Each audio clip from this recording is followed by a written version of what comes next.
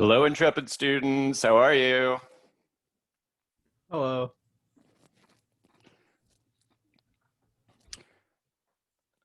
Oh, I forgot to do my, wait, now I got to do my background.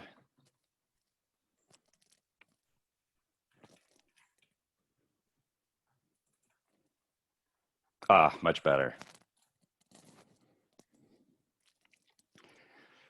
All right, let me see. I've got one Animal Crossing. Super cute. We'll talk about that later. Abby, it looks like you're just like galaxies that you're moving very quickly through. She's free. I've escaped.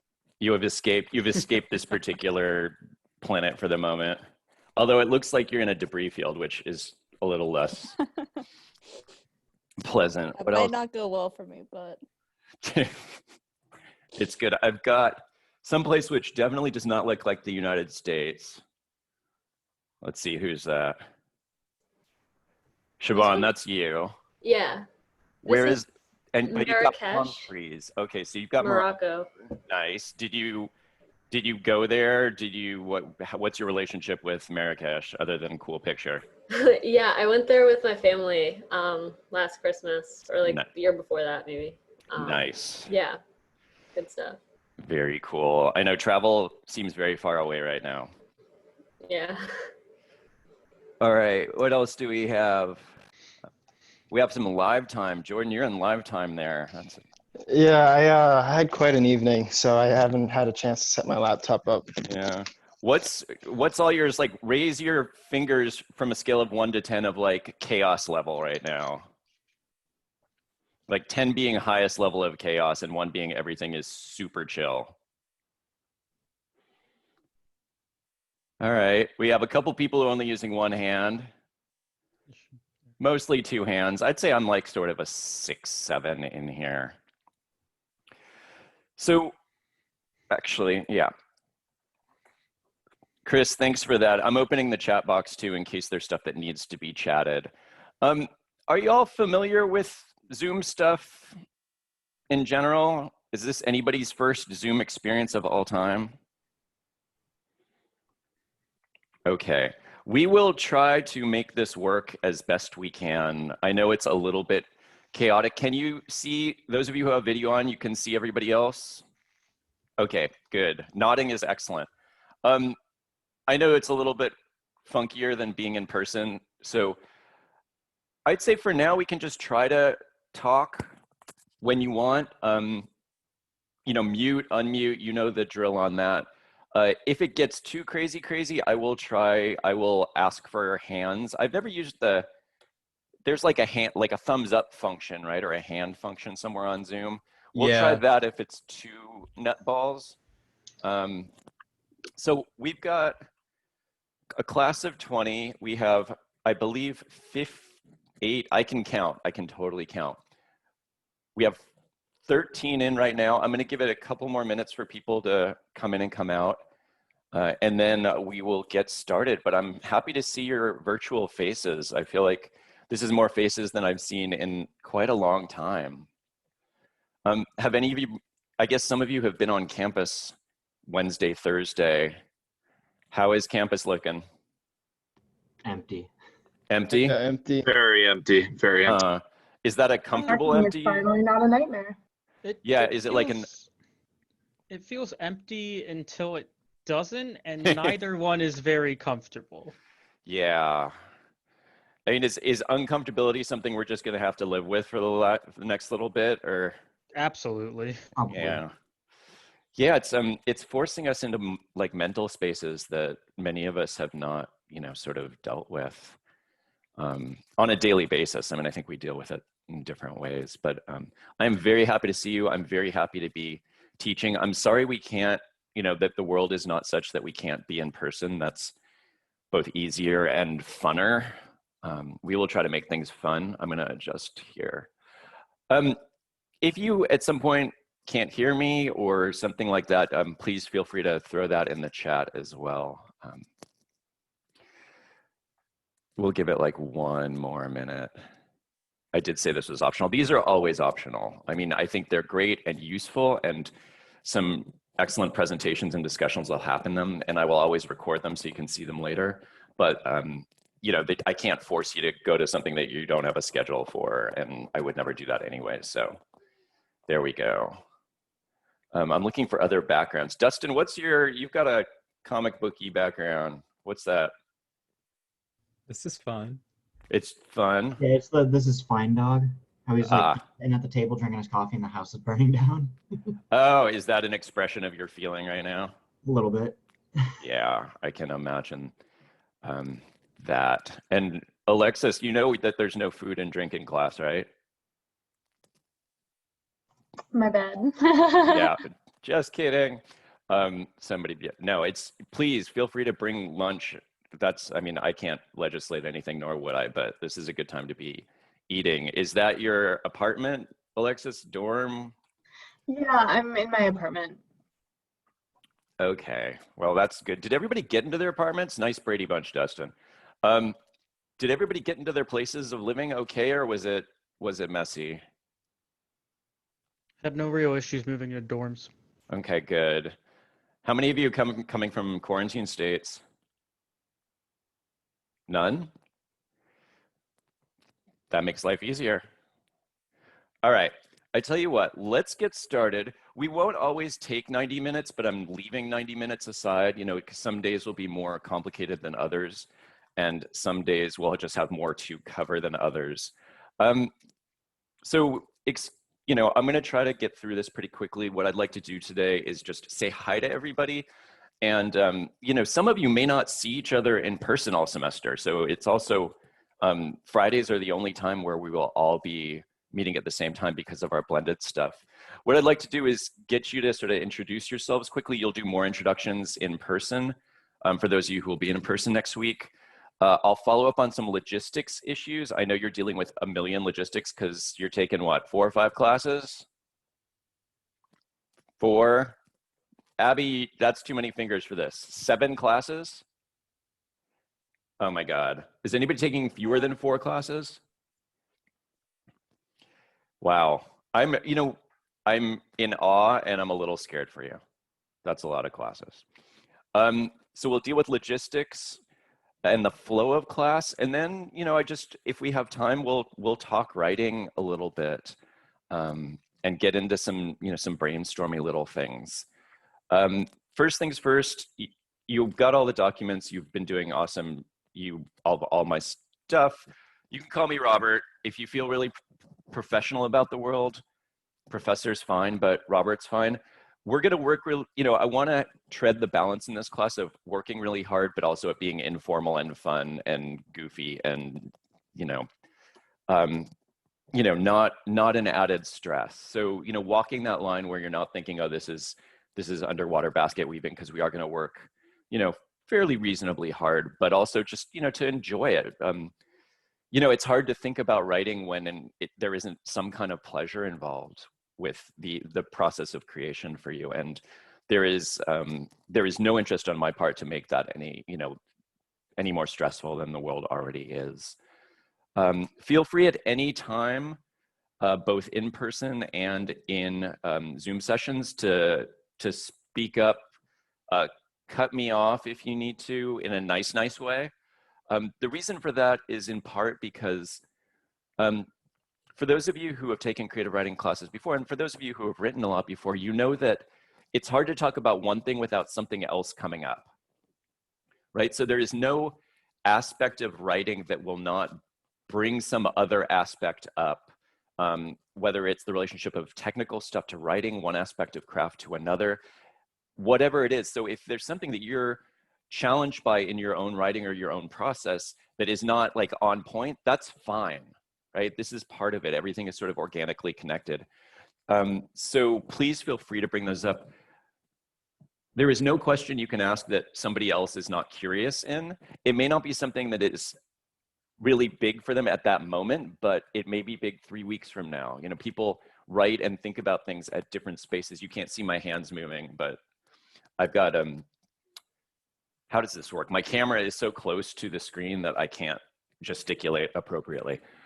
So feel free, I want you to ask questions, especially in these Zoom sessions. You know, if worse comes to worse and we're really off topic or we need to get to something, I will gently point us in the right direction. But it's really important that you can cover the things that are up for you at that particular moment.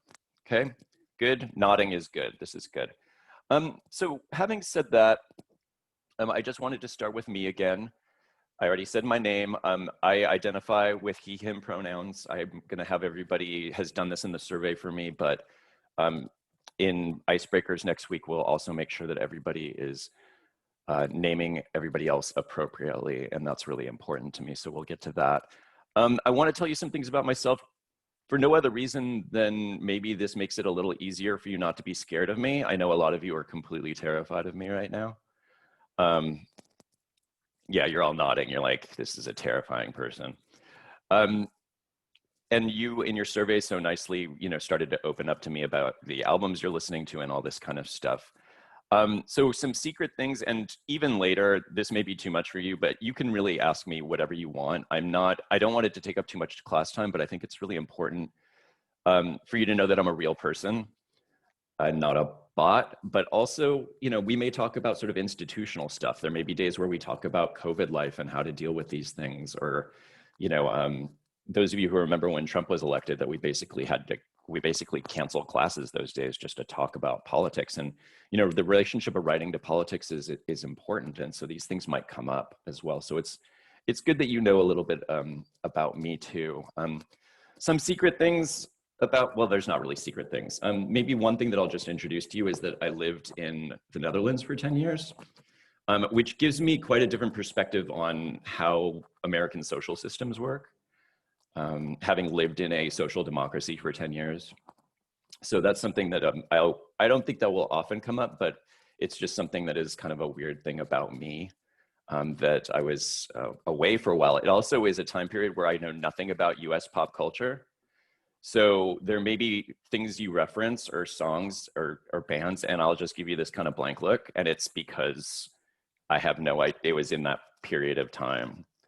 You know, when I came back, the students had to tell me what like Rickrolling was and stuff like that. And I was just this like clueless professor, which I am in general, but this, you know, if it happened between like 1999 and 2008 or 9, then you got me. Okay. So what I'd like to do, normally I'd say go around the room. That doesn't really work anymore. So I'm gonna call on people in sort of where I'm seeing you, and I'm just gonna ask you to say hi to everybody. And and what I'd like you to do is give, you know, what you want to be called for, and if you're comfortable, the pronouns you want to be known by. And then what I want you to do is tell me 2 things. And we're already getting into some writing here in some weird ways or some thinking. I want you to tell me these things, and that you have to be specific in your answers, specific and concrete. I will harp on you all semester about being specific and concrete in your writing.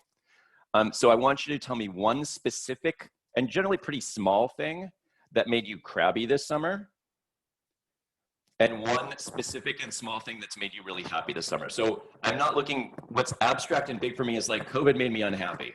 What is, you know, what I'm looking for is something like, and I'll tell you mine, you know, one is that my tomatoes did not grow this summer. And I was really unhappy that my tomatoes didn't grow because I felt like bringing like new things onto the planet was really important in this time period. But that kind of specificity, you know, another one is that, you know, I'm really unhappy that I can't fly to Vancouver. That's where my family lives. And so I can't see my nephews, and they're losing teeth every week, and seeing teeth, little tiny teeth, is really a lovely thing. 2 things that made me happy this summer was we have 2 spotted fawns that are running through our backyard every year. Those of you who live around here know that there's like giant parks and big deer population, and it's amazing to hike around here. You do know that, yes? We saw a snake today. That was very nice. So that's, and you know, the other thing that is very specific that made me happy is I learned how to make granola, which is very easy. But what I want you to do when you're here, when you're thinking about these things and you're telling other people, this is how we build characters, through these specific things. If somebody says, I like food, that doesn't really tell me a lot. But if somebody says, I learned how to make granola, I have all these questions that I can ask about this person. Why granola? Are they interested in doing things by hand? Are they making it for somebody else? Specific details in the world make us think about, ask us questions about the world and help us visualize the people we're writing about. In fiction, I'm speaking specifically. So if I can start, I'm gonna go from, this is random insofar as I'm going clockwise on my screen. So Nick, if I could start with you. One specific crabby thing and one specific happy thing. All right. So hello, I'm Nick. My pronouns are just he, him. I'm just a basic dude. So one thing that made me crabby was, my dad decided to do a home improvement project for basically the whole summer. Didn't get to sleep. Still not getting to sleep. A little tired, but hopefully it's finally ending. One thing that made me happy was, unlike prior summers, I actually started really playing a lot of games again, so that was pretty fun again. Just like, wow, entertainment is entertaining. Wow. But yeah. Yeah, great. So I will be bugging you with little questions and talking about writing since this is a writing class. So, what's great is, and one reason I ask you for journals is that anything is the idea for a piece, right?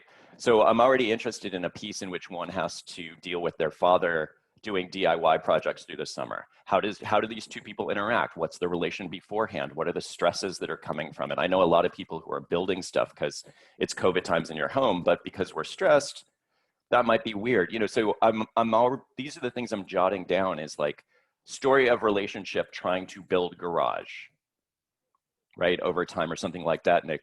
I know a lot of people played games this summer, right? How many gamers do I have? Raise hands. Enough. Okay, good. Thank you, Nick. And then what I'll do to give people a little bit of moment is I'll say who's after this. So Abby, you're up. I didn't do this for you. Siobhan, you're next. I'm Abby. Hey. She, her, or they, them pronouns. Either is fine. One thing that made me crabby this summer was last fall, I was on co-op working with the National Park Service, and there's this like really, really tiny park in Colorado, kind of like in the Rockies that I worked at. And they have stargazing nights, and I did not go to a single one the whole time I was working there. So I was like, all right, I'm going back to Colorado this summer. I'm going to hit up every single one of those that I can and hang out with all like the old park employees. And then immediately all park events got canceled. So that was unfortunate. One thing that made me happy was I did a lot of really, really unnecessary crafting. And I had a really fun time making some wild things. I think the weirdest thing I got into was at the end of the summer, Michael's was having a giant like online sale.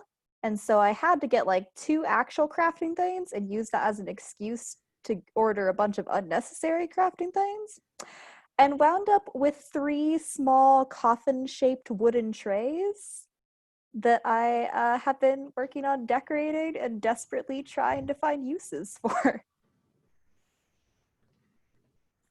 Cool. So you can also imagine, and I'm getting ahead of ourselves, of course, but can you imagine telling a story through the objects you make, right? A lot of people are doing augmented reality and virtual reality pieces where when you're, you've got the gloves on or whatever, you're sort of picking up things that are all telling their own stories. So everything we do has a sort of relationship to things we can do digitally. Does everybody know about dark sky parks? So Abby, you're talking about this. There are parks where there is so little ambient light that they've been officially designated as places where you can see the stars in amazing, amazing ways. I don't know if New York has some. Michigan, I think, is the closest, maybe. Do I have any Michiganders here? There's one in Cherry Springs, Pennsylvania as well. Nice. Yeah, I would love to do that. Cool.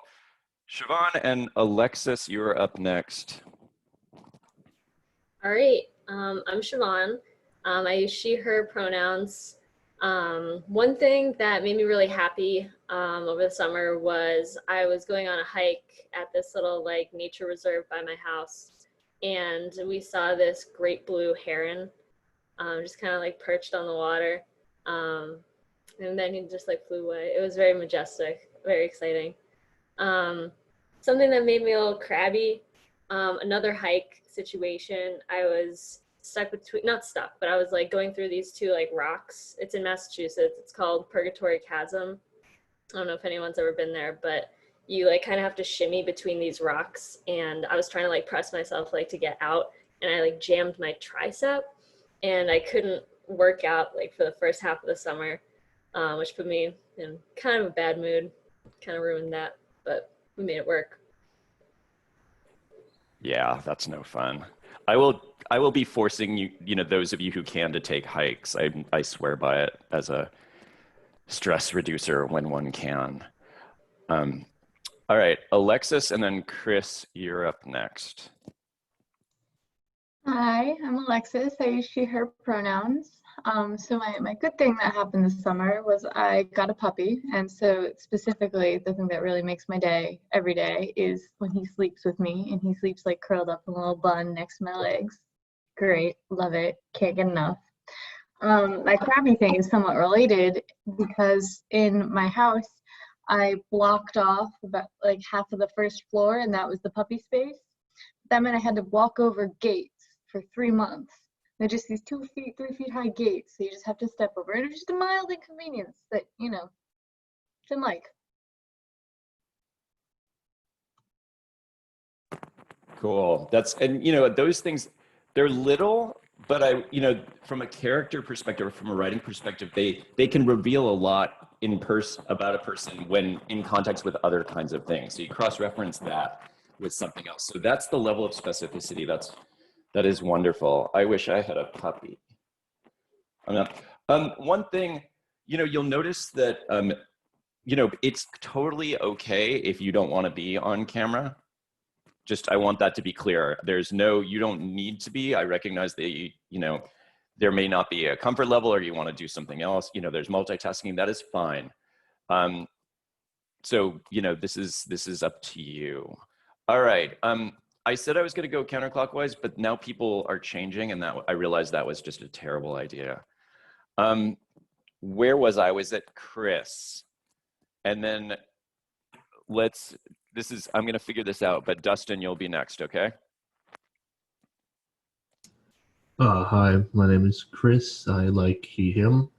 I guess the crabby part would be I had to move my entire computer, 2 monitors, and every part of the setup like 5 times this summer because of being stuck inside, needing room and stuff. And I guess the good part is I had a really nice co-op, really fun team. That was awesome. One of them's in this class, so yeah. All right. Super. What did I just say? Dustin, I think I said you, and then I'm trying to sort this out now. Jake, let's do you after that, okay? So Dustin, you're up. Yeah, I keep clicking off of Zoom and then try to unmute myself. Hi, I'm Dustin. I identify with he, him pronouns. One crabby thing about this summer, I guess my computer broke. That's pretty unfortunate. And with COVID, it's taking so long to get it, so I have no choice but to go to labs on campus to do my schoolwork. One good thing is that a bunch of my friends moved back to Rochester this summer, so our D&D party was able to get back in person. Nice. That was a lot of fun. Excellent. Cool. Jake and then Lexi. Is that okay? Well, yeah, I think it's fine. Hi, my name's Jake. He, him are for pronouns. I guess crabby thing this summer. So specifically, I was on co-op for the spring semester and this summer. I had a big project that we were just starting in mid-March, and we went through the whole like build up and starting of the design of the system and everything, and then COVID hit, and we just kind of had to stop in the middle of its tracks, and it was extremely frustrating. We actually turned it around and did a lot of cool stuff with it, but at the moment of everything happening, it was very stressful and annoying. Probably the best thing that did happen this summer though is what started out as trying to do D&D over just like Discord or something with some friends that I had done it with in a previous semester. We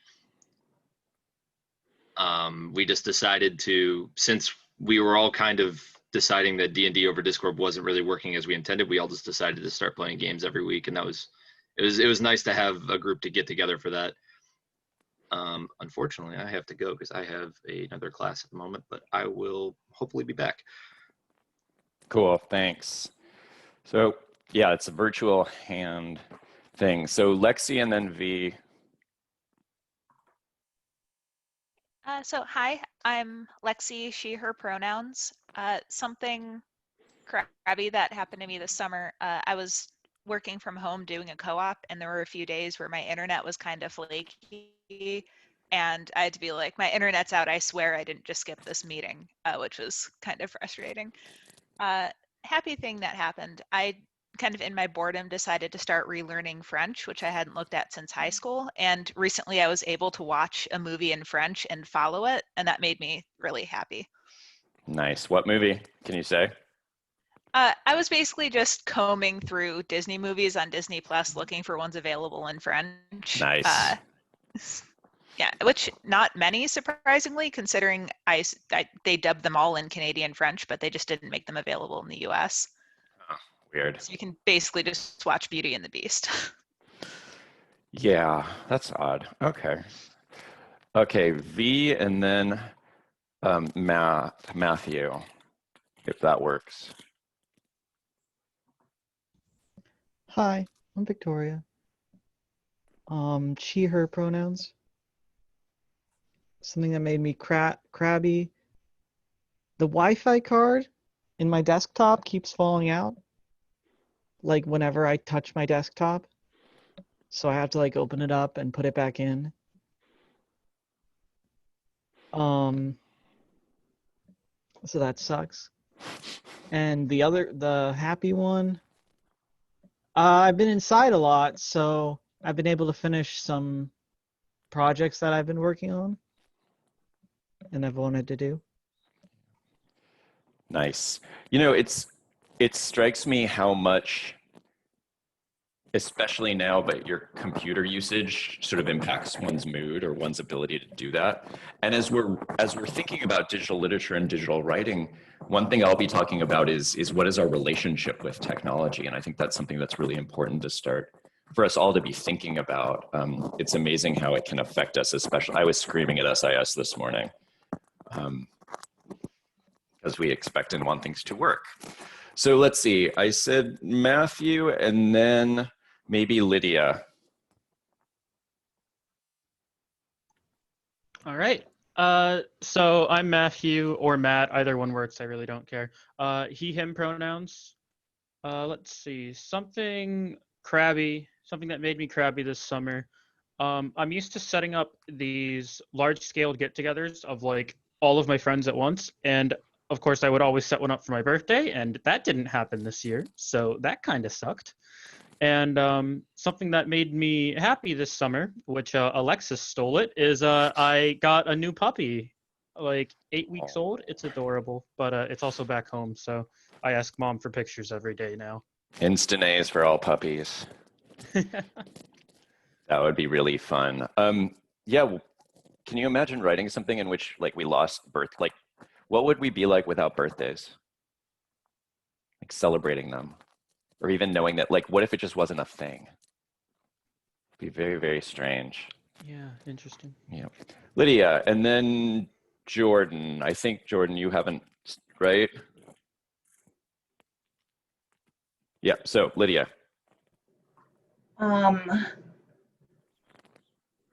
Hi, I'm Lydia. Something stressful.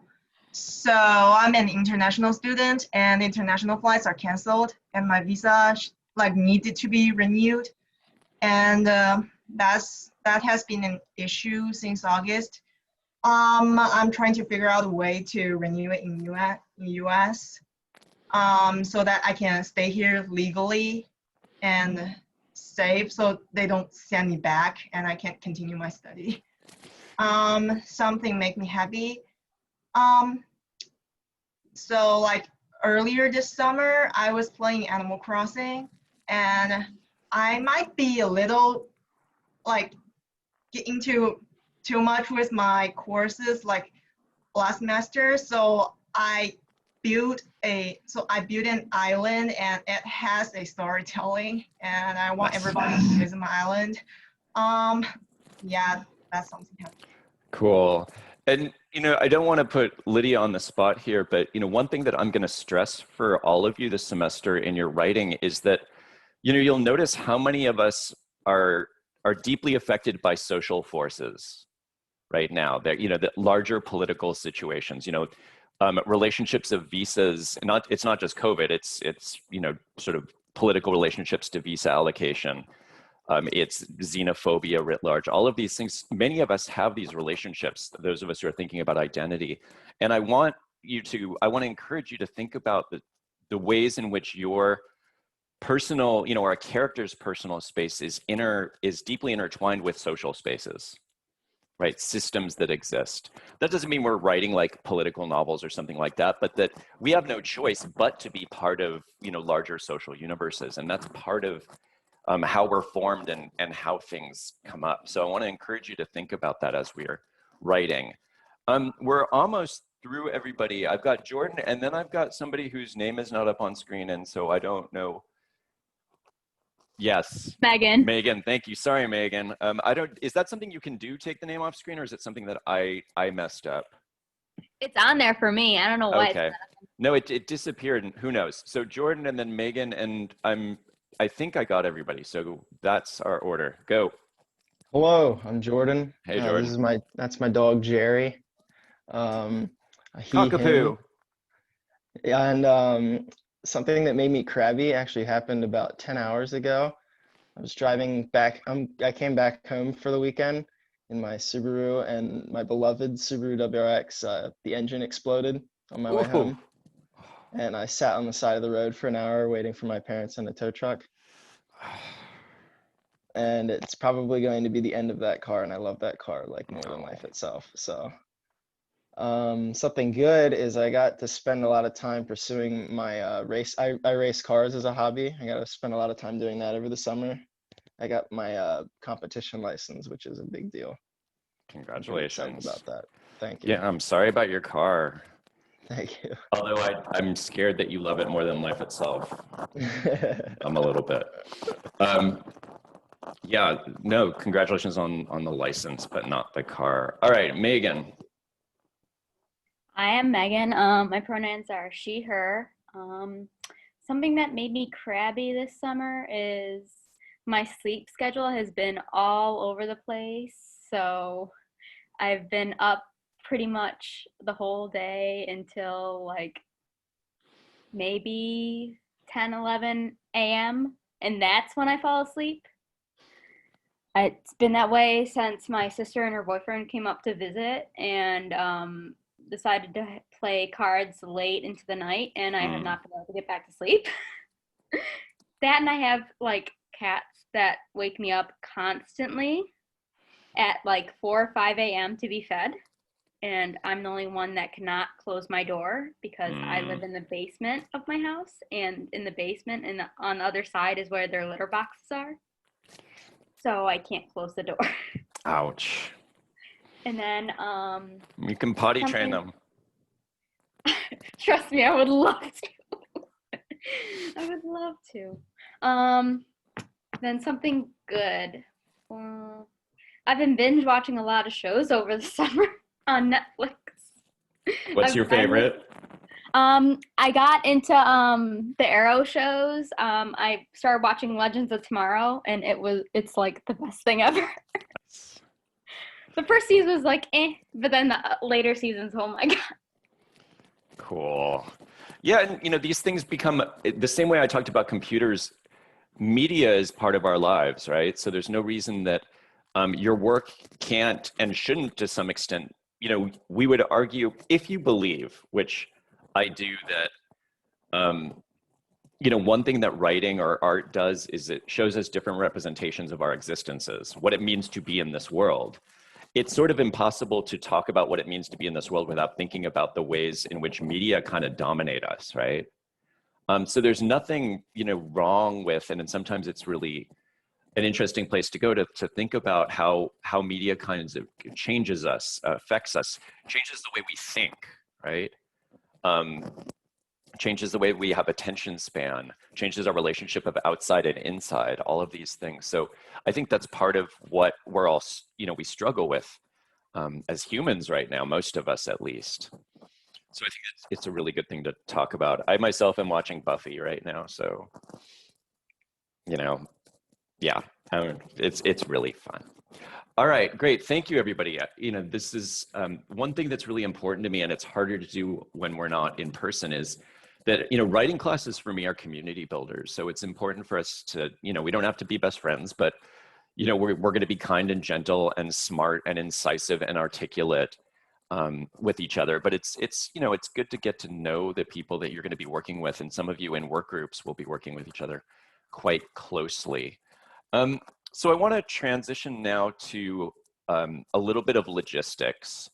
And just what I'm assuming that I know you've read the syllabus, you've read all those documents, and I'll give you a second in about 5 minutes to ask any more questions, you know.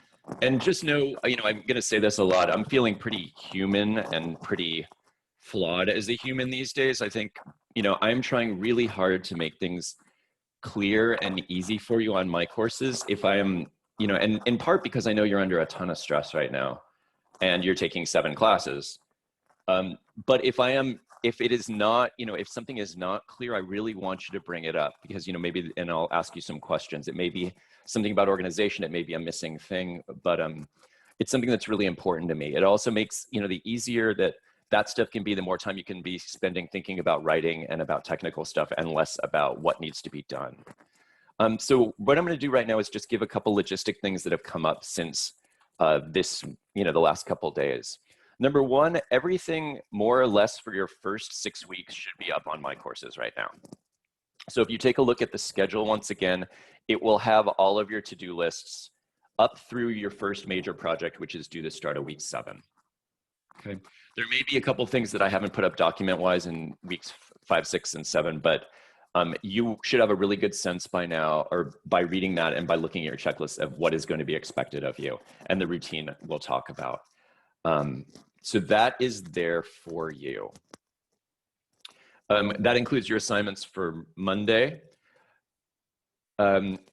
So based on your surveys, and I will make sure that this is up in my courses and everybody knows, but just so you know, most of the people that in the survey could make a Friday Zoom time from 1 to 2:30. We're just having a weird one this week. So Zoom times will be on Friday 1 to 2:30. Some of you can make part, that's fine. Some of you can make some weeks than others, that's fine too. Again, they're going to be recorded. I think there's only one student who can't, and you know, we can talk about that a little bit.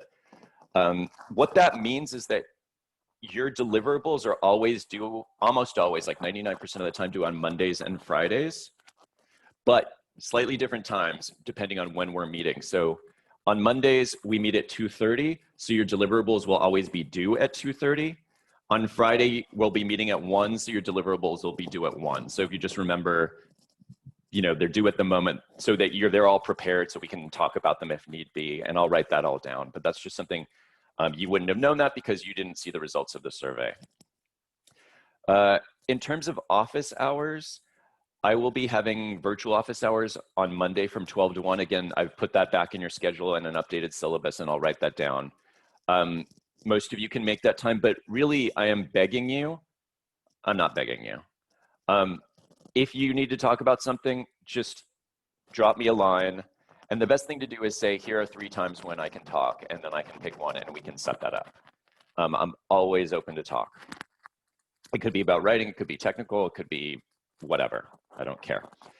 I think that's it for new logistics. I have one question, and maybe, you know, you're a good subset for this, which is this.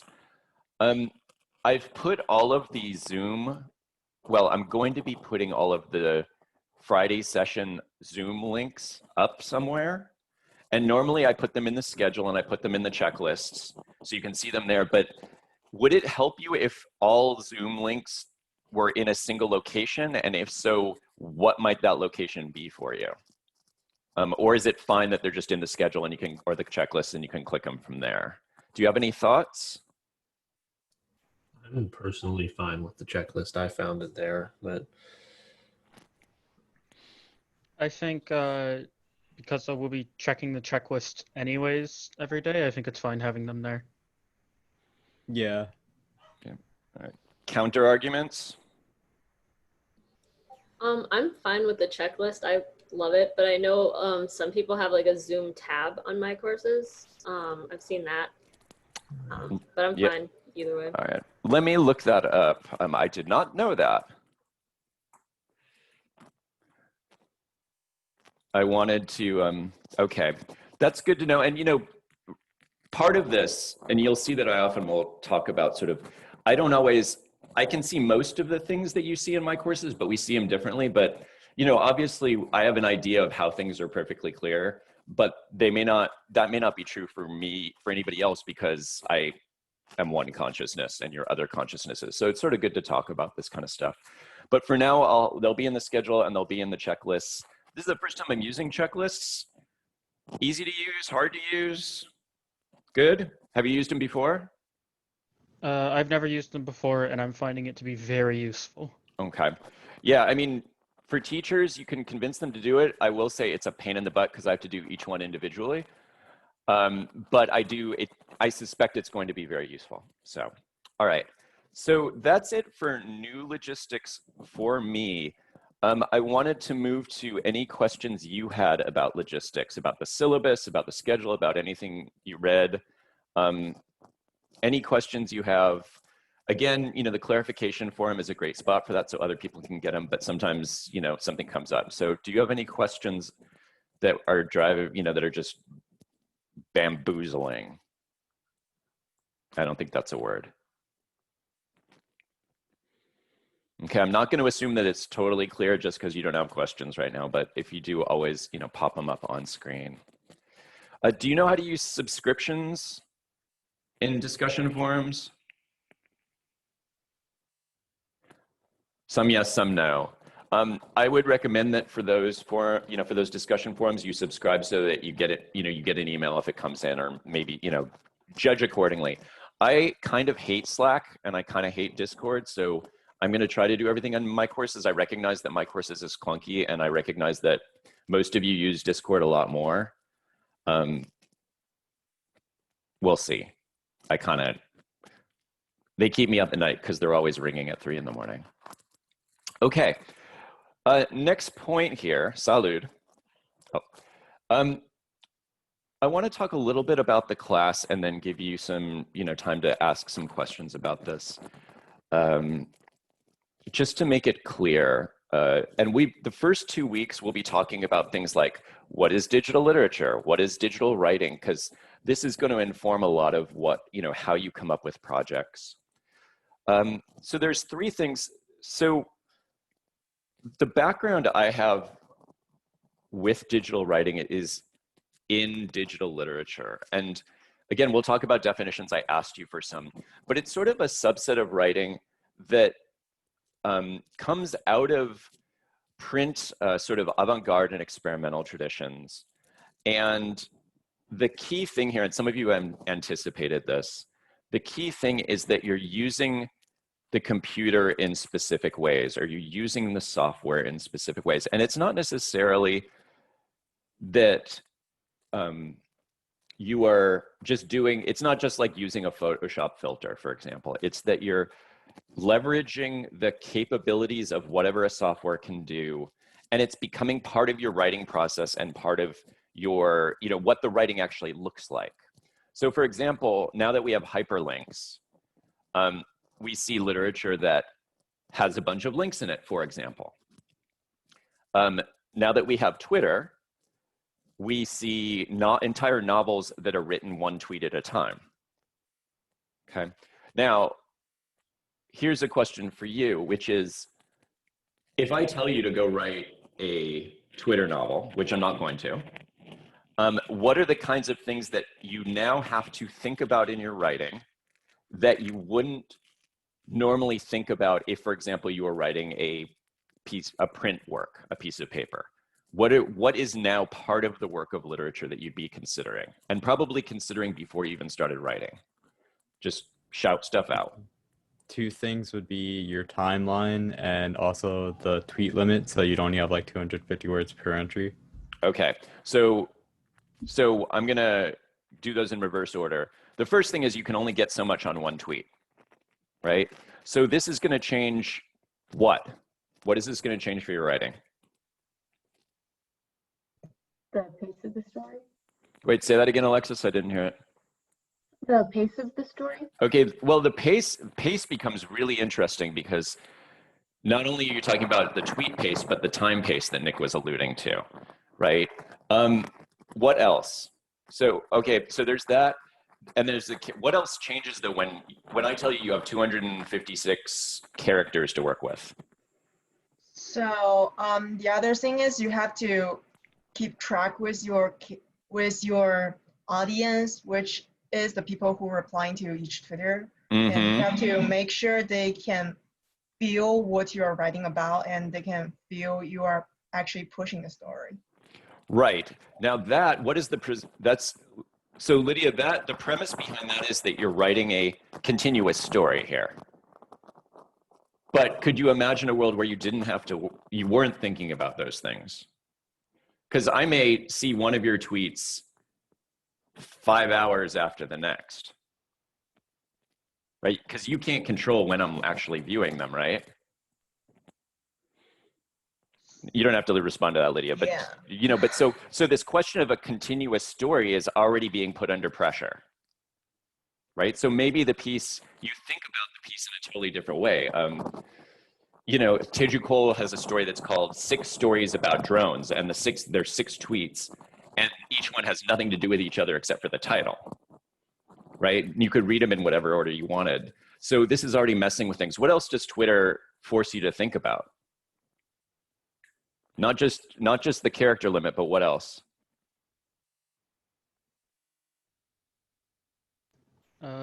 Visibility, maybe? Be more specific. Like, compared to some other possible sites, Twitter is something that has a lot of high traffic and a vast array of different type of people that are on it. So the types of people that will be seeing and possibly interacting with your work can possibly be larger and more various. Right. How would that change your writing?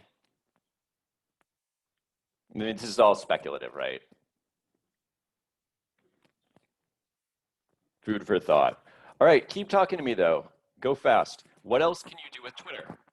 You can post in a lot of different formats. So you can post text, videos, GIFs, photos. You can also quote tweets, reply to tweets. Exactly, all of this. All of these things become part of what you can do. You can also have external links, so tying in other sites and things. And a lot of people will do that, and they may make up those sites. It may be part of a larger piece, right? So we've got videos. If I asked you to write an entire set of tweets in emoji, could you do that? I mean, you could do that in print too, but one could. So I'm just sort of saying the media is what is allowing us to do things. This is why I gave you that video on the book, which I hope you found funny. A little bit funny, annoying, sort of funny. I don't know. The book is a technology and we have certain assumptions and it guides our writing process. We assume that somebody's going to read one page after the next, unless we're writing a comic book, right? These are assumptions we've taken for granted. The digital does something totally different. What else can we do with tweets that can be part of the work? Keep going. What do you do more than anything else in your tweets? Reply to other people. Reply to other people. This is on your screen, right? Yep. Could you imagine making 10 characters? Don't do this because I've done this in other classes and Twitter will cut you off. Twitter hates fake accounts.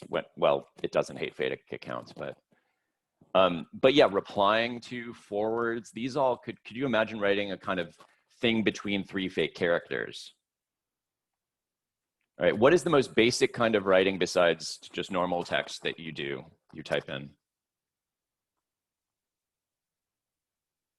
I don't use Twitter, so, because it's ridiculous and kind of, and I mean, I'm thinking about hashtags, right? So the things you can do with hashtags means you can actually describe certain things. You could create entire stories with hashtags. They could be linkable to other things, like Abby said. Does everybody see where I'm going with this? Every piece of software and every media has opportunities. And the general idea from a sort of digital literature perspective, and there's different definitions, we'll get to that, is that you're taking full advantage of those things, and literature is changing from what it once was. I mean, and we're used to this because we watch, you know, what do? We write comments in Insta posts, we do YouTube, whatever it is, we're used to these sort of different interfaces and what they can do. And that's what I'm going to get you to start thinking about from a digital literature perspective. How many of you are coders? Raise your hand. I'm obsessed with writing, like the idea of writing stories in GitHub. You know, what would it do when you had your versions were available and that people like sort of were collaboratively writing on things and you could branch things? See, I hope your brains are sort of going like this a little bit. This is what digital literature can allow us to do. Now we're going to look at a very narrow band of that in class, and that's the software Twine. Do I think Twine is the most amazing thing in the world? No. Do I think it's good? It's a good piece of software that's going to do, that everybody can use, that's free, and that offers a lot of possibilities for people who don't code and do code? Yes. So when we're thinking about class this year, I'm thinking about 3 specific things. 1, I want you to become better writers. Now you might say to me, what does that mean? Because something that is a really great Hallmark card is a really bad novel. So I'm not sure there is such a thing as like pure good writing, but we can learn certain skills that are almost platform independent. And almost always these come back down to things like being specific and concrete, which we'll talk about a lot. Some of you might say that's not always true, and you'd be entirely right. But it's something that we're going to build the muscle for. What is abstract? What is concrete? What allows people to see, hear, feel, touch, taste, and be moved by things? When your partner says, I love you, it means something very specific to you. But the words I love you mean basically nothing in an abstract sense, right? Without the context of specificity. Okay. So number 1 is I'm going to try to get us to be better writers. How are we going to do this? By talking about craft, and we're going to be focusing on fiction, although that is writ very large what that means right now, especially if you think about different media. We're going to do a lot of, you and your groups are going to do a lot of workshops. I'm going to work with you on your writing. Is there right and wrong writing? No. Are there rules? Sort of. What I'm going to encourage you to think about is that rules are rhetoric. And what I mean by that is when we are writing, we are trying to provoke effects in other people. Does that make sense to everybody? You want somebody to feel sad. You want them to think about something. You want them to be hit hard by something. And that these rules are ways for us to convey those kinds of rhetorics. But English is like any language, changes, the rules change. We already know this year that, what is it? Literally now can mean figuratively, right? So we're at a space where a word can mean the opposite of itself, and that's okay. The rules change. We've lost things like, you know, the Oxford comma. Does everybody know what the Oxford comma is? It's when you have a, right, so these, you know, language is evolving. There's nothing that's right and wrong about it. And we will maybe mess with language a little bit, but this is how we're going to get to be better writers. So that's 1 tenet of 3. The second is we'll all become better at Twine. And when I say better, I mean we explore what it can do. Twine is a piece of interactive software development, meaning things like branching fictions, hypertext fictions, but we are going to all figure out everything it can do. And that might mean working with another application. So those of you who want to write, you know, algorithms to create Twine stories, great. So those of you who want to embed, anybody a Unity programmer here? Oh, So, so for those of you who don't know, and look, when we're talking about technical stuff, everybody, not everybody is going to know the terminology. So please stop people if they're acronyming out or they're talking about a technology that you don't know anything about, so you can explain a little bit. Unity is a programming language for game design, and game designers, tell me if I'm getting these things wrong. Unity is a game engine. Yeah. It's a game engine. Yep. Okay. I would, you know, so some of you may build stories using text in Unity as a sort of game and then embed that in Twine. Those of you who are web designers, Twine works really well with HTML and all this stuff around it. So Twine has a lot of different possibilities. We're all going to figure out, we're going to learn how to use it, and we're going to figure out what its boundaries are. Okay. And lastly, and this is the really hard part, is we're going to start thinking like digital writers. Okay. What do I mean by that? I mean, for those of you, okay, for those of you who know more than one language or who studied more than one language, you know, you go through a point in that second language, especially when you're learning it when you're older, when your brain is thinking in your first language and you are translating to that second language. Everybody know what I'm talking about?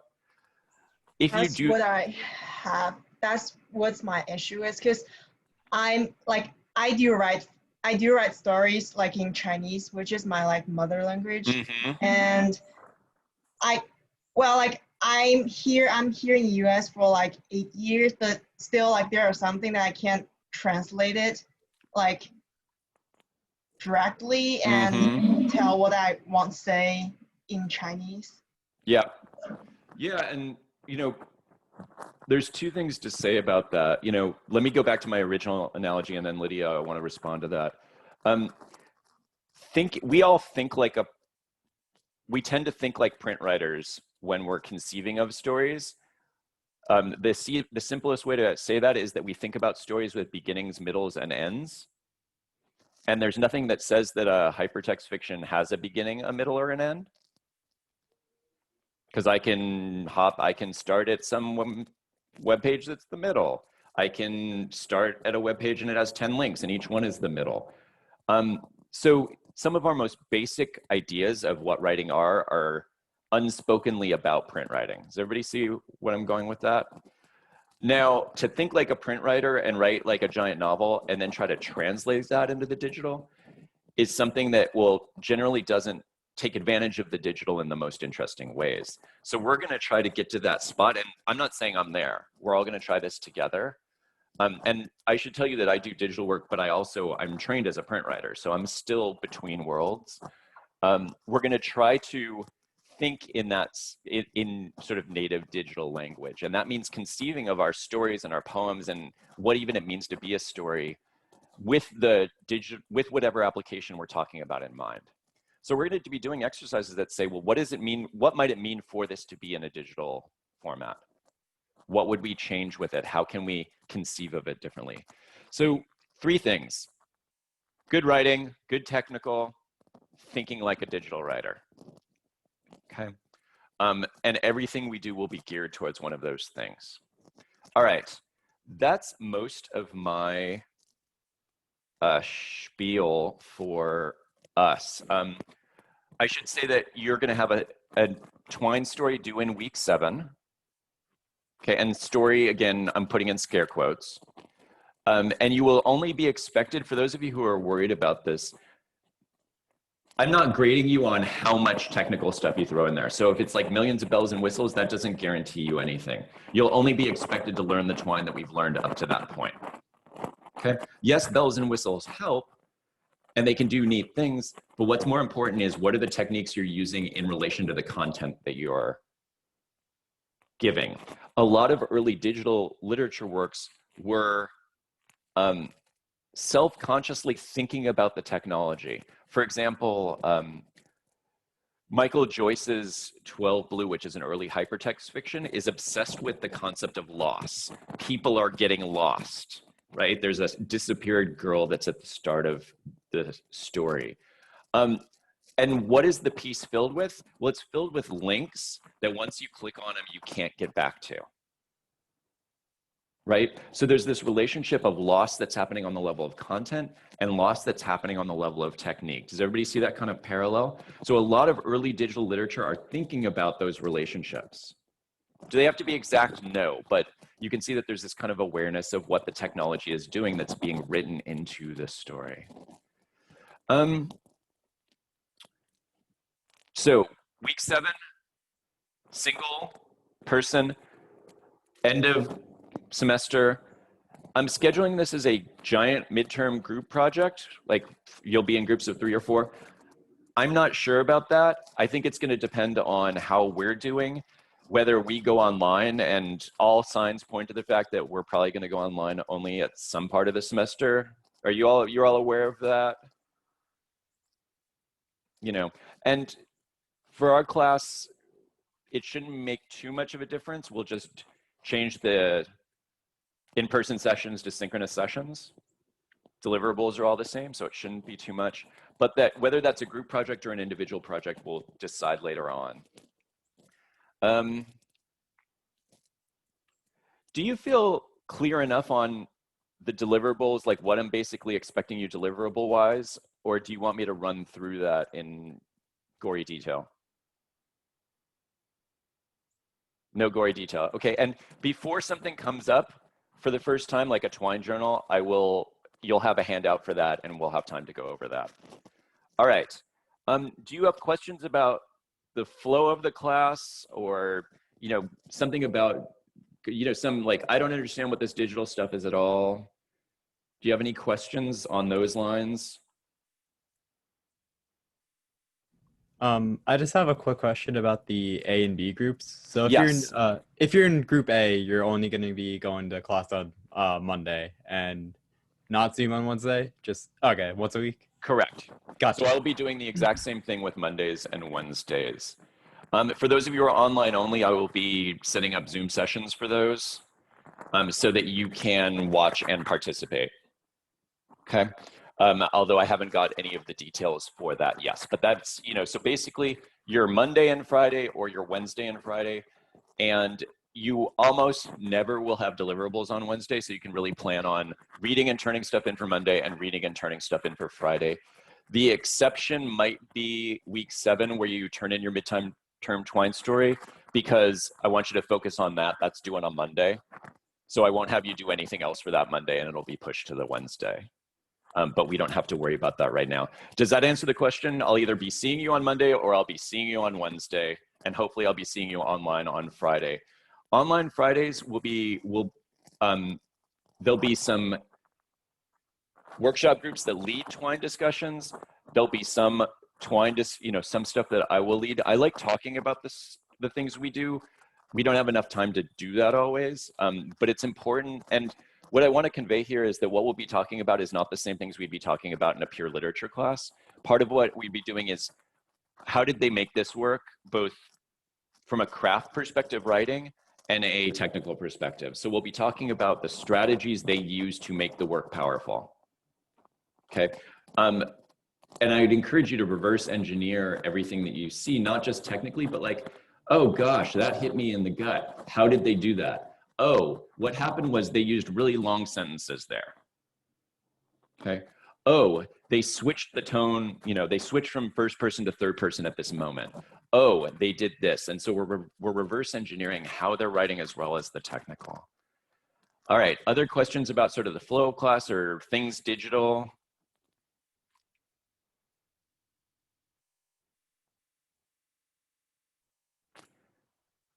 Okay. What is your, I'm figuring this out myself, but what is your attention span for Zoom? Because we're at the point right now where I can say, hey, I'm really happy to meet you, we can go, or I could pull up somebody's exercise 1 and we can talk about this thing that you worked on in exercise 1 and like how ideas are generated, because we're gonna do a lot of collaborative brainstorming in this class. What is your sense right now? Can you go another 20 minutes, or is like an hour as much as you feel like you can do right now? I could hit another 20. Bueller. Okay. I mean, you can always dip out if you need to. So now I'm going to do something that I've never done before, and it might turn out terribly, but I'm going to try to share the screen. How do I do this? There's a giant green button in the middle of the screen. Yes. The screen. You're going to be clicking that, and then there should be one for desktop. Yep, I got it. I am so smart. Thanks, Matthew. Okay, I can't see you anymore, but you should be able to see one Word document. Help me out here. Can you see it? Yep. Okay. Yep. So, and can I move it? Is that okay, or does it disappear? No, it's going to be remaining. Oh yeah, you can move it. I thought you Okay. meant moving the document. Okay, so this is, a lot of times during the semester, I'll bring people's work up. And if your work is brought up, first of all, if you're super uncomfortable, I will never name names. If you're super uncomfortable with it, let me know, and I will not do that. But I find it helps to look at people's work. And what I want you to feel like is if I bring up your work, it's not because it's bad. It's not because it's bad or good. It's because there's a lot to work with. I think about writing as something where what other people would call bad writing, I call opportunities to write in more descriptive and concrete ways. So we're going to do a lot of this, which is, I've got this sentence here. This was somebody's idea. And I want to point out that we'll be looking at sentences a lot over the semester, and you may think this is silly, but there's a very important reason, which is if you read an entire book, let's say, you are sort of experiencing pleasure and pain and emotion on a micro level. Every sentence gives you something. Very few of us really like books that have great ideas and bad writing. So by focusing on sentences, we're focusing on this idea that we're able to convey something in the micro ways at all times. I'm really happy to read a book where the plot is a kind of a disaster if it is clear and vivid and descriptive on a small level. Sentences are the building block for larger writings, right? How are you supposed to write a chapter if you can't write a paragraph? How are you supposed to write a paragraph if you can't write a sentence? And hopefully this is really, this will become really fun because this is where you can bring out all kinds of interesting stuff. So my question to you, first of all, is what is it, when you look at the sentence for the first time, and knowing that some of this might come later, what is it that specifically interests you? What catches your eye on first glance? Strange smells. Okay, so now I'm going to get to be a pain. Strange smells catches your eye.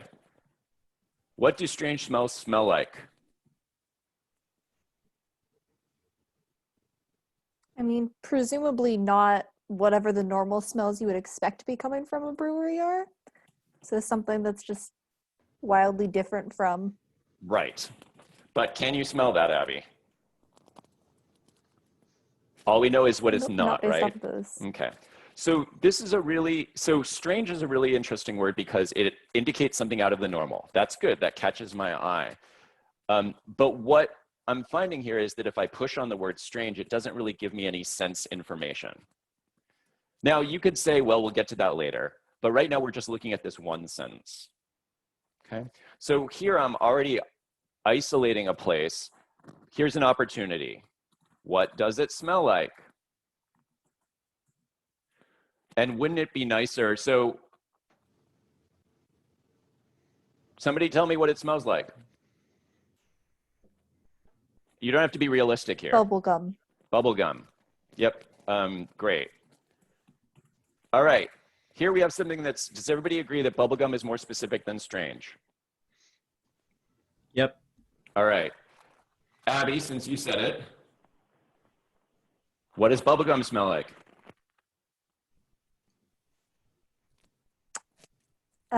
Cloyingly sweet.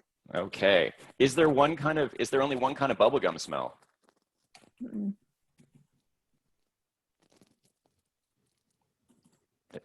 Going for watermelon, I think. All right, is the excellent. specific. That's where we're going.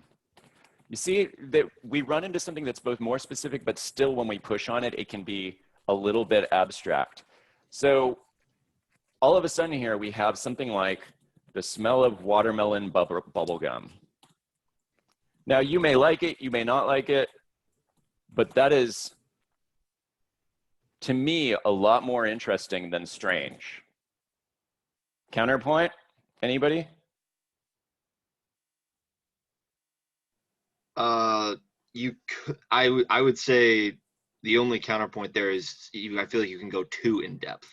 Yes. For how far you can go with how strange it is, because you might want to leave a little bit of vagueness, only because then it allows the reader to kind of imagine what they would think is strange. Because if they don't think the smell of watermelon bubblegum is strange, then this isn't really a strange smell to them.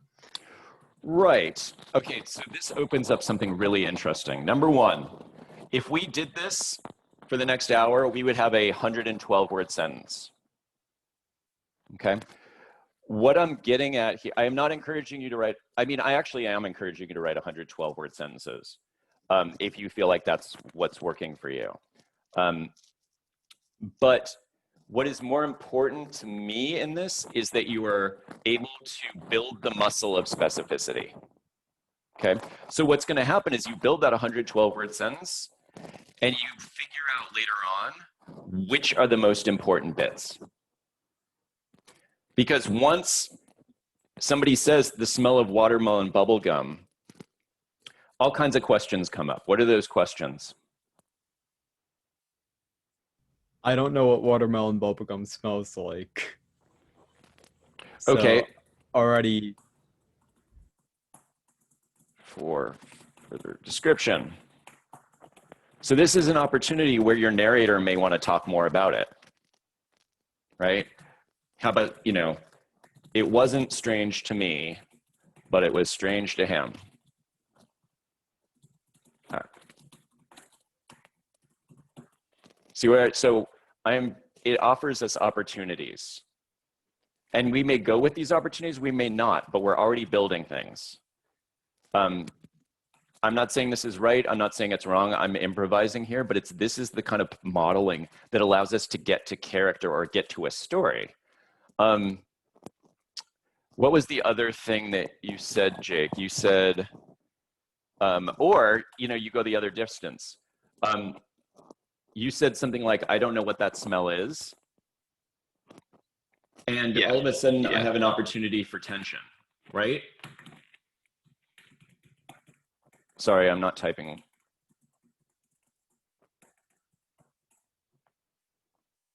Right? Now we have something that we can work with. You see how, like, even if you don't love it as a perfect description, being concrete and being specific will give you things to work with. Or, I couldn't smell that day. Anything that evening. Notice that this at night, I've now buried, and I could say it here. Because what? Why couldn't I smell anything that evening? Because you got the coronavirus and that's one of your symptoms. Right, because, but I had COVID-19 and let's just leave it there. Okay, what question does that now what really interesting question comes up? Why aren't they socially distancing? And Exactly. Why aren't they socially distancing? Well, we understand that they may be socially distancing. We know let's imagine they're with somebody else because they're fighting about this. And remember that even with your best friends, you sort of fight, talk all the time. So questions, if they're with their friend and they aren't socially distancing, what does that imply? They're detriment to society. Well, they're not. The friend. The friend also has the virus. Right. So, okay. So a couple things. One, I'm not sure they're a detriment to society because we haven't established that they're around other people yet. But that's something that's actually something that'd be really interesting with specifics. We may need to establish their masks. Okay. Which can be fun because all of a sudden I have another opportunity for characterization. What kind of mask are they wearing? Homemade ones. Homemade, right? Homemade. Made out of what? Old t-shirts. Right, old t-shirts. Not only old t-shirts, but old Care Bears t-shirts. Right? See how much we can build in such a short period of time just by trying to be specific? Is everybody with me here on this? But it also, we assume here that they're maybe intimate, right? Because they're in a pod. So we have to say now, well, what is their relationship? Can we build that? But I'm asking the question, why are they out at all? If somebody has COVID, they probably should be at home, right? Theoretically. So now all of a sudden there's some interesting reason why this person is near an old brewery at night, which is one of the really interesting parts about this, right? What are we doing near the old brewery? Okay, I can't see people's like all this, but this is the kind of thing that we're going to be working on this semester, is developing this kind of specificity which leads us to ask questions, which leads us to other possibilities. Will I use all of them? No. Will I build the muscle for them all? Yes. This is in part why your journals or something to write notes down is important, because you may see that person out there. You may see the dog that's running through the yard, and that may trigger something. Why is a dog running through my yard? I'm asking that as a real question. Why might a dog be running through my yard? He's going for a walk. Going for a walk. Chasing a squirrel. Yep, chasing a squirrel. Good. Got out of its collar. Got off its collar, so it's run away. Can I just say that? All of a sudden, yeah, this is, why did it run away? It was too excited. Very excited dog. So you can also see all the questions that come with this. Where are we that this is important? What kind of dog is it? All of this stuff is coming out. All right, I'm going to move to one more. All right, I love this. I love things that allow me to be intrigued, but also allow me to dive deeper into them from a writing perspective. Talk to me about this as writing. Where is it that, let's first talk about what is intriguing about it. And this is good for the author because the author may not know what's intriguing about it. And then what is it, let's talk about just language, like what are some things we might want to make sharper? All right, first, what's intriguing? The connection or relationship that's established between the houseplant and the father's return. Right, relationship, and that's a really interesting one, right? This is magical thinking, right? I find that super interesting. Relationship between houseplant and father's return. Which brings up the question, like, how does this person, what are the metrics for this? Right? What happens, how do they check the house plant? What are the metrics for success here? Does everybody understand the question? Wouldn't the metric be the father returning? Well, I guess that'd be the outcome. Whether or not they do. Okay, let's imagine for a sec that they're doing this. Well, okay, let's start here. Is this one time or repeating? Both of those create totally different things, right?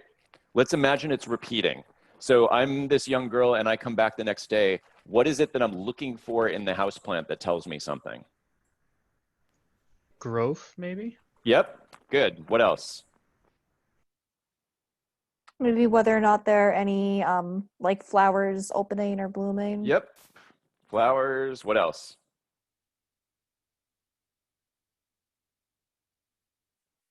Because my assumption here is any bugs on it. good. Aphids. What else?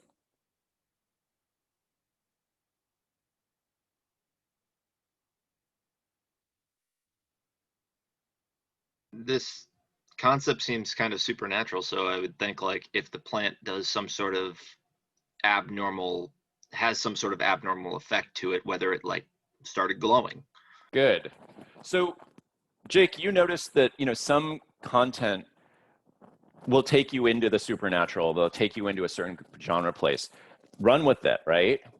I mean, because all of a sudden, because of what Jake said, I live in a world with glowing plants. And maybe this is really important because I want to know, all of a sudden ask the question, did they buy this houseplant? Right? And so by asking the question, how did I get this houseplant? I have another scene, possibly. I go to the store. I get it as a gift. See how easy it is for us to get to some really interesting things. Now, I'm not saying that all of these are true, but if I gave you like pictures of 4 people, you would probably have an idea of, based on their character or what you wanted to build, which one of these was important to them. Does that make sense? Right? Some people, it wouldn't be aphids because they hate bugs. But for some person, having aphids on your houseplant would be a good thing. Why? Help me out here. Why would that be a good thing? If it's like a ladybug or I think wasp, they kill off all the bugs that are going to come and eat the plant. Something about killing. Yeah, I mean, I don't know. This is where your creativity comes into play. Kills other bugs, or I don't know what. Maybe you want them to kill the plant. Maybe the plant's preventing your father's return. Well, or even scarily, this is really great. Wants the plant dead subconsciously. Consciously does everything to keep plant alive. But there's some factor here that is kind of dark and a little bit creepy about this, right? All of a sudden, that's really complex, and it's all being focused on this bleeping houseplant. With me? So maybe some days, let's talk about this drink. Does everybody see here that drink is a bit on the abstract side? And how quickly I might learn something based on it being a certain drink? What is she pouring?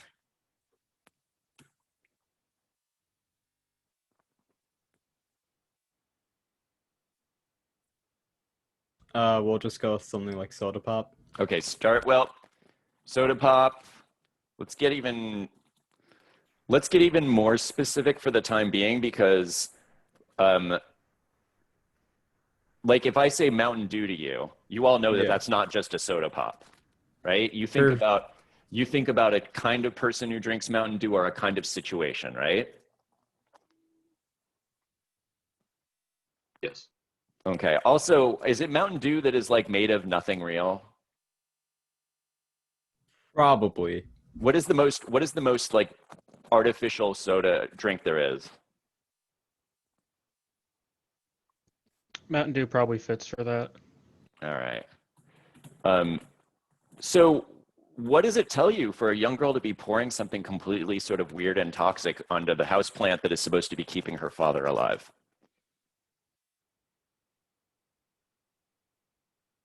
You get the idea, right? All of a sudden, that's really different than like rose flower extract or, some kind of like soothing tea, right? Or something that has healing properties. Just by getting to the details, we're getting all of this interesting stuff. And we started with something which was intriguing, but was fairly abstract. Now we have other questions, and I'll let it go at this. Father's return. Obviously, we want to know where the father has been, how they got there. That may happen later. Although one could also just stick in something here. From what? Where are they returning from?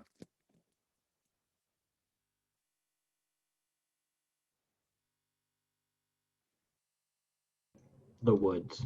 The woods. Behind her house, I guess.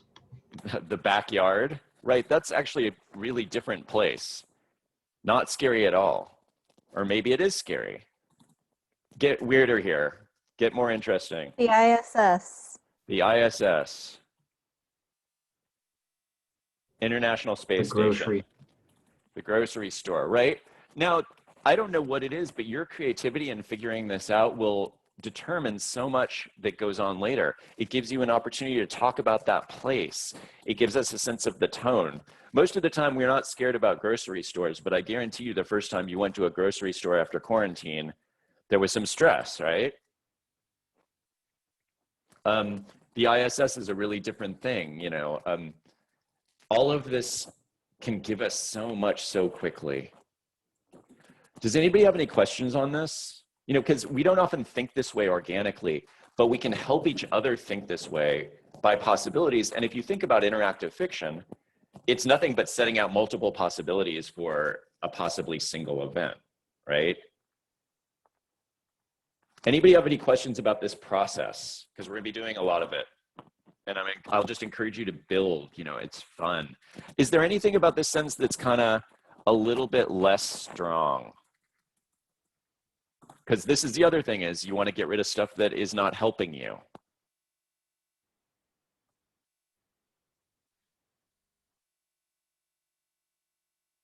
I can see two places. I guess we don't really need the word young if it says Excellent. girl. Excellent. So these are things that are going to help you be more precise. What's the difference between girl and young girl? Right? If it's really important, you can talk about it later. But right now, the default, think about this. When we say the yellow sun, we are wasting the word yellow because the default action of sun is yellow. If the sun was green, then you might want to talk about it. Same thing here. We imagine girls to be young because it's built into girl.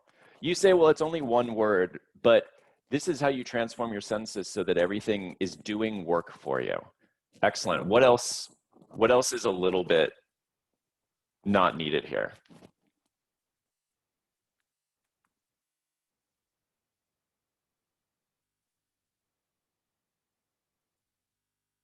Take a guess. The last of her drink. Excellent. Yep. Now, there is a small difference between her. You see how there is a small difference technically between her drink and the last of her drink. But to me, it's not important that it's the last of her drink. Now, maybe it is important to her, and then you can talk about it.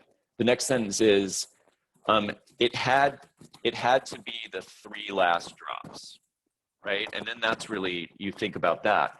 But in terms of how the power of this, it's less important. And that's a lot sharper, right? And especially if it's that, right? This is sharper writing. One thing, what's going on here?